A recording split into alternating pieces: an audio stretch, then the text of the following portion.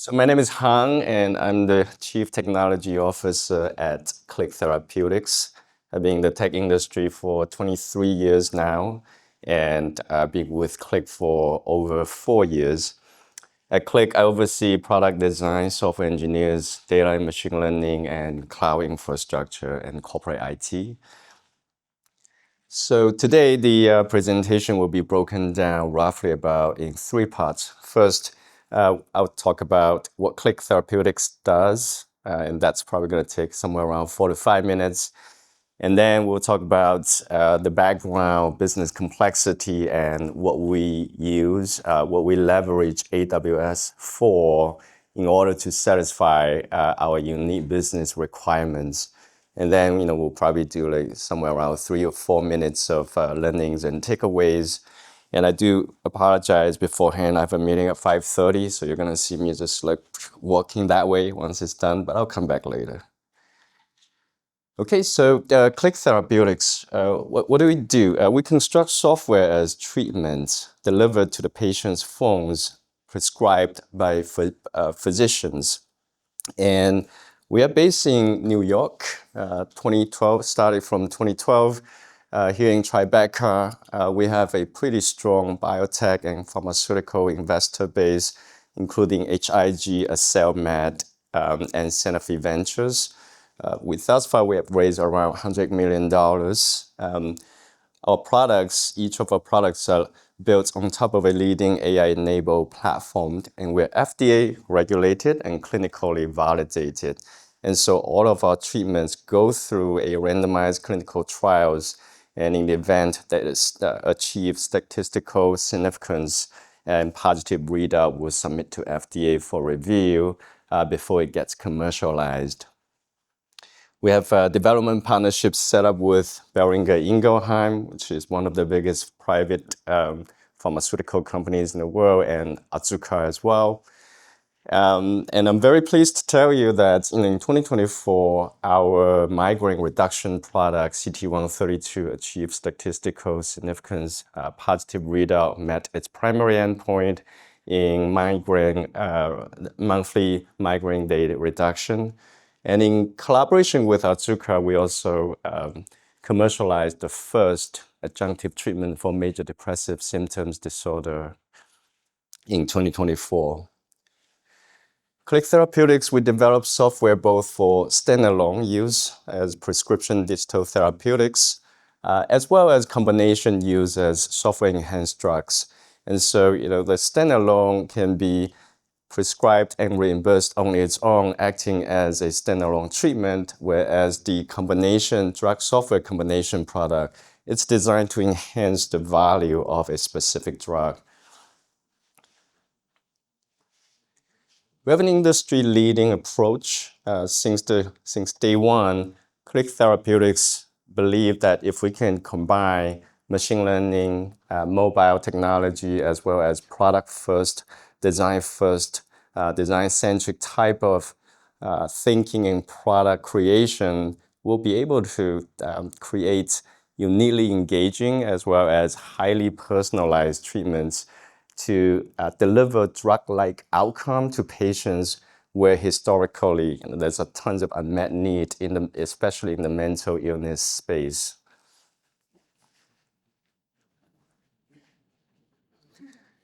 So now I wanted to talk a little bit about the unique business complexities we have. First of all, we're in the healthcare industry, so we collect a good amount of PIIs and PHIs in studies and commercializations. In addition to it, we, as well as our pharmaceutical partners, obviously want to do the best job in safeguarding patient data that our users entrusted us with. And we also are FDA regulated, and so there is a software as a medical device certification that we have to adhere to as well. So we are ISO 27001 certified. We align our information security program with NIST.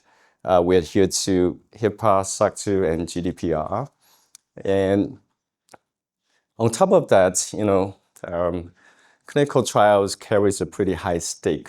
You want to minimize any chance of having incidents or noisy neighbor problems, or mistakenly somehow persist one program's data into another. So all of our studies are actually hosted in its own specific Kubernetes cluster. So despite the fact that we're kind of like a small startup having a pretty small cloud infrastructure team, we host somewhere around 60 Kubernetes clusters because each of the program will have simultaneously ongoing parallel streams. One could be going through a randomized clinical trial. The next one could be going through like a real world evidence collection, and the next one is probably like going through some like commercial feature developments. And so there are certainly a lot of like long running Kubernetes environment, and the amount of it is actually pretty daunting for the size that we are operating at. So what do we do? Like we aim to create scalable and resilient infrastructures. And when it comes to AWS, we really like the fact that there's serverless compute. We use EKS and Fargate, and in that particular domain, EKS and Fargate allows us the ability to not worry too much about server provisioning as well as maintenance. There's a shared responsibility model, but because it's serverless, we don't ever have to deal with the underlying server. It provides this benefit of immutable operating system. It's not possible to even get to the underlying server SSH into it in any ways. So we can really just focus on container security and inter-container security. We also use S3, DynamoDB, RDS.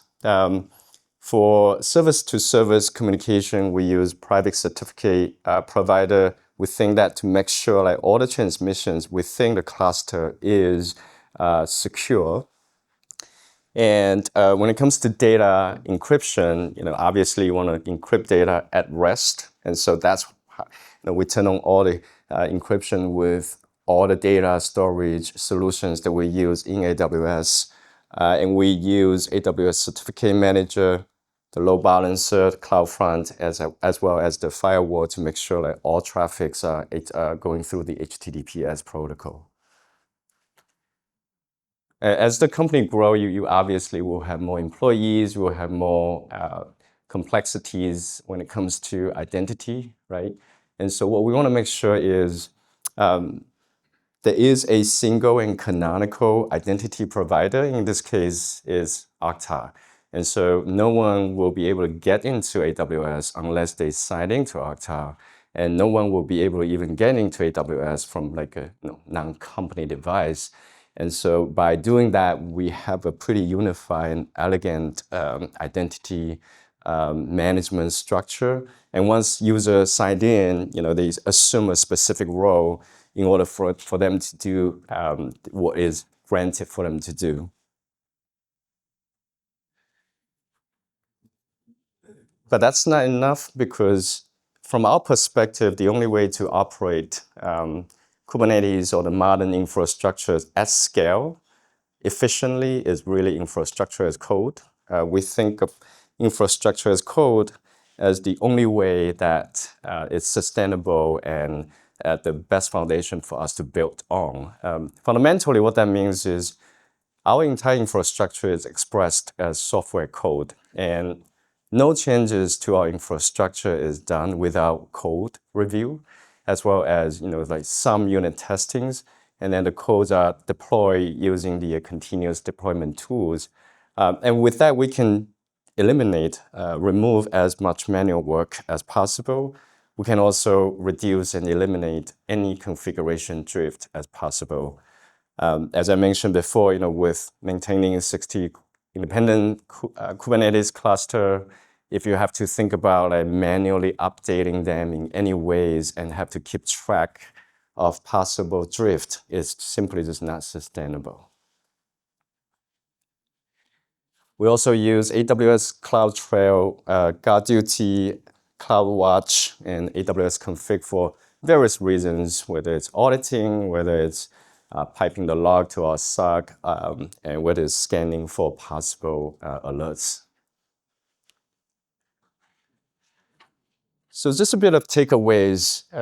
I think for startups, the business complexity could actually grow, sometimes quite significantly, especially if you are in an industry that is pretty heavy-handed when it comes to compliance, cybersecurity, and data privacy.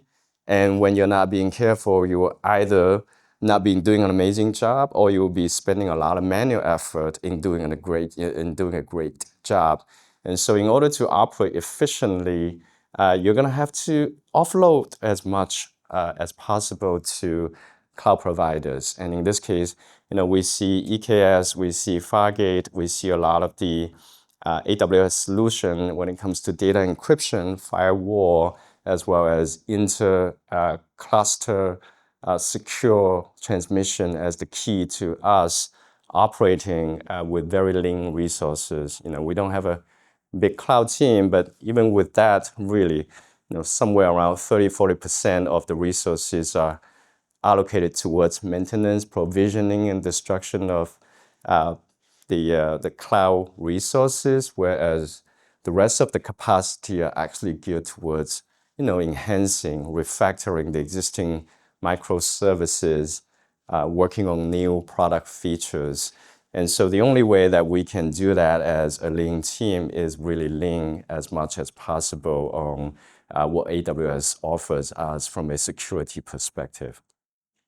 Thank you.